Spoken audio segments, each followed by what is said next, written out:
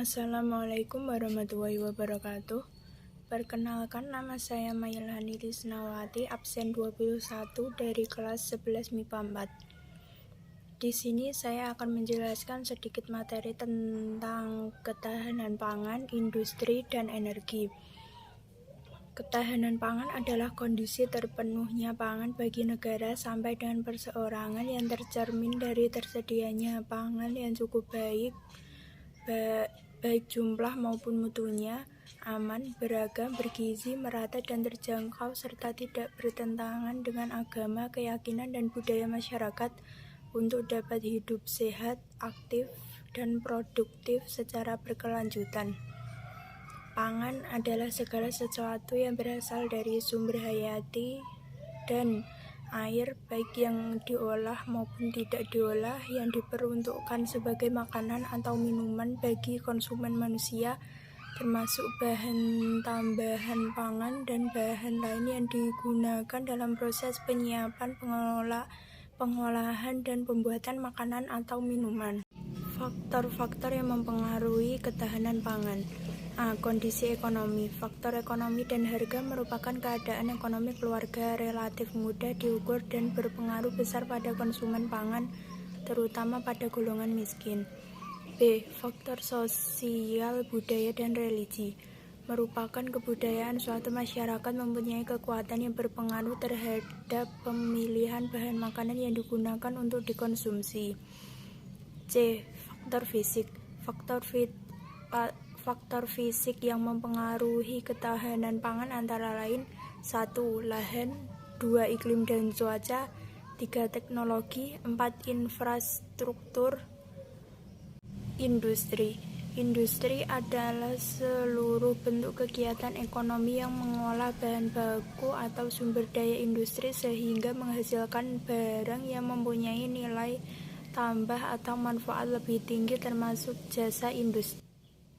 Bahan baku adalah bahan mentah, barang setengah jadi yang dapat diolah menjadi barang setengah jadi atau barang jadi dengan nilai ekonomi yang lebih tinggi.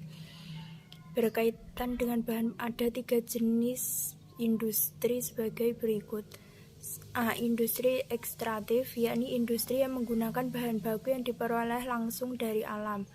B. Industri non-ekstraktif adalah industri yang menggunakan bahan baku dari hasil-hasil industri lain.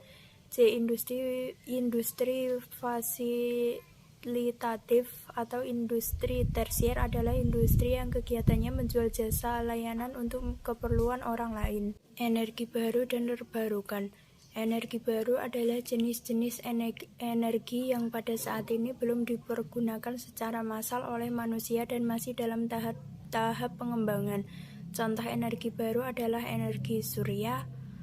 Energi terbarukan adalah semua bentuk energi yang berpotensi untuk menggantikan energi konvensional serta menghindari kerusakan lingkungan. Energi terbarukan contohnya adalah energi panas bumi, energi matahari, energi angin, energi air, dan biomasa.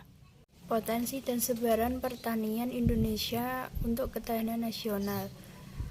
Potensi pertanian Indonesia antara lain: A. Keanekaragaman hayati dan agroekosistem. B. Lahan pertanian. Lahan pertanian menurut BPS terdiri dari lahan sawah dan lahan bukan sawah. Lahan sawah adalah lahan pertanian yang berpetak-petak dan dibatasi oleh pematang saluran air yang biasanya ditanami padi sawah. Lahan sawah terdiri dari sawah irigasi, lahan sawah, sawah pasang surut, sawah lebak, dan polder atau sawah lainnya. 2. Lahan bukan sawah. Lahan bukan sawah adalah semua lahan pertanian selain sawah, terdiri dari tegal atau kebun, ladang atau huma, dan lahan yang sementara tidak diusahakan. Persebaran hasil pertanian. A. Padi atau beras. Daerah penghasil padi atau beras antara lain Aceh, Sumatera Barat, Sumatera Selatan, Jawa, Sulawesi Selatan, Sulawesi Utara, dan Nusa Tenggara Barat. B. Jagung. Daerah penghasil jagung antara lain Jawa Tengah, yaitu Wonosobo, Semarang, Jepara, dan Rembang. Jawa Timur yaitu Besuki, Madura, serta Sulawesi yaitu Minahasa dan sekitar Danau Tempe. C. Ubi kayu atau singkong. Daerah penghasil singkong adalah Sumatera Selatan, Lampung, Madura, Jawa Tengah atau Wonogiri, dan Yogyakarta atau Wonosari. D. Kedelai. Daerah penghasil kedelai adalah Jawa Tengah, Daerah Istimewa Yogyakarta, dan Jawa Timur atau Jember.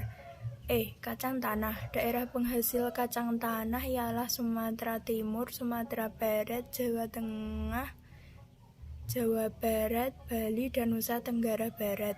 Daerah penghasil komoditas perkebunan. 1. Tebu. Perkebunan tebu terdapat di Jawa Timur, Cirebon, Jawa Tengah, Aceh, Lampung, dan Sulawesi Utara. 2. Kina. Pohon kina berasal dari Peru, tersebar di lereng Gunung Bukit Tunggal dan Gunung Malabar. 3. Karet. Pohon karet yang ditanam di Indonesia adalah jenis berasal dari Brazil. Daerah perkebunan karet meliputi Aceh, Jawa Barat, Jawa Timur, Sumatera Selatan, dan Kalimantan Barat. 4. Kelapa. Kelapa sering kita jumpai di daerah pantai. 5. Kelapa sawit. Daerah penghasil kelapa sawit di Indonesia berada di Sumatera Utara, Aceh, Riau, Jambi, Lampung, Bengkulu, Sumatera Barat, Sulawesi Utara, Sulawesi Selatan, Kalimantan Timur, Kalimantan Barat, dan Irian. 6. Tembakau. Daerah penghasil tembakau yaitu Jawa Timur atau Besuki, Yogyakarta, Solo, Kediri, Klaten, Bojonegoro, Jawa Barat, Kedu, Payakumbuh, Lombok, Bali, dan Sulawesi. 7. Kopi. Perkebunan kopi terdapat di Jawa Timur, Lampung, Bengkulu, dan Sumatera Barat. 8. Teh. Tumbuhan dengan baik di ketinggian 300-1.200 meter dari permukaan laut dan membutuhkan banyak curah hujan. Perkebunan teh terdapat di Garut, Sukabumi atau Jawa Barat, Wonosobo, Jawa Tengah, Malang, Jawa Timur. 9. Cengkeh. Daerah penghasil cengkeh di Indonesia antara lain Aceh, Sumatera Utara, Sumatera Barat, Lampung, Jawa Tengah, Sulawesi Utara, Maluku, Bali, Sulawesi Selatan, dan Sulawesi Utara. Potensi dan sebaran perikanan Indonesia untuk ketahanan nasional. Di Indonesia sebenarnya pemanfaatan sumber daya alam di daratan sudah hampir mencapai 80% lebih. Tetapi ternyata untuk sumber daya perairan Indonesia masih belum optimal pemanfaatannya, yaitu sekitar 30% saja. Hal ini membuktikan bahwa dunia perikanan Indonesia masih besar potensinya untuk dikembangkan, bahkan Indonesia sendiri bisa menjadi negara maju dengan dunia perikanan ini. Di negara Indonesia ini ada beberapa cara dalam pemanfaatan sumber daya perikanan, yaitu perikanan tangkap, budidaya perikanan, teknologi atau industri perikanan. Daerah penangkapan ikan antara lain Sumatera Timur, Bengkalis, Laut Jawa, Selat Sunda, Pantai Selatan, Selat Bali, Selat Flores, dan Selat Makassar. Potensi dan sebaran peternakan Indonesia untuk ketahanan nasional. Peternakan adalah kegiatan membudidayakan dan mengembangbiakan hewan ternak untuk mendapat keuntungan dari kegiatan tersebut. Jenis-jenis peternakan. A. Peternakan hewan besar. Peternakan hewan besar adalah peternakan yang memelihara hewan yang berukuran besar, misalnya kerbau, kuda, sapi. B. Peternakan hewan kecil. Peternakan hewan kecil merupakan peternakan yang memiliki hewan yang berukuran kecil, misalnya kambing dan domba. C. Unggas. Ternak unggas terdiri dari ayam, itik Manila. 4. Aneka ternak. Aneka ternak adalah jenis ternak yang belum didomestasi dan dapat diharapkan sebagai penghasil bahan dengan protein tinggi. aneka ternak antara lain kelinci, puyuh, dan merpati. Indonesia merupakan negara yang memiliki potensi energi terbarukan yang cukup besar.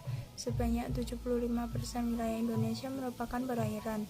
Selain itu, Indonesia berada di jalur perputaran arus antara Samudra Pasifik dan Samudra Hindia. Hal ini membuat Indonesia memiliki potensi energi laut yang cukup besar.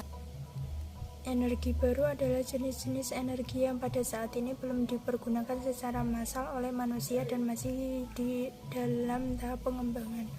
Contoh energi baru terbarukan adalah sebagai berikut. A. Energi panas bumi. B. Energi air. C. Energi biomasa. D. Energi matahari. E. Energi angin. F. Energi laut. G. Energi batu bara tercairkan. H. Batu bara tergaskan. I. Gas metana batu bara. J. Nuklir. K. Hidrogen. Sekian sedikit penjelasan tentang ketahanan pangan, industri, dan energi. Mohon maaf bila ada kesalahan kata baik disengaja maupun tidak. Wassalamualaikum warahmatullahi wabarakatuh. Terima kasih.